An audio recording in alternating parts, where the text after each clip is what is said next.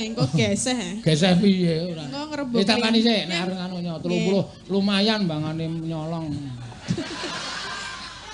Sing 20 balekke lho, Nduk. Walah, kaya le memelas men.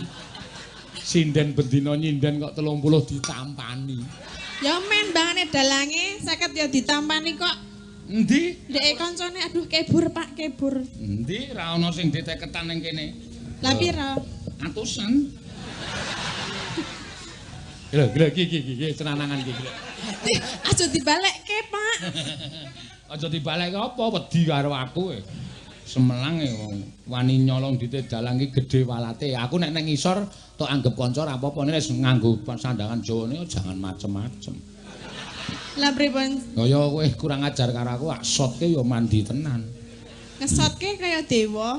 Hmm? Kaya dewa. Dewa iki ra gedhe tur dawa.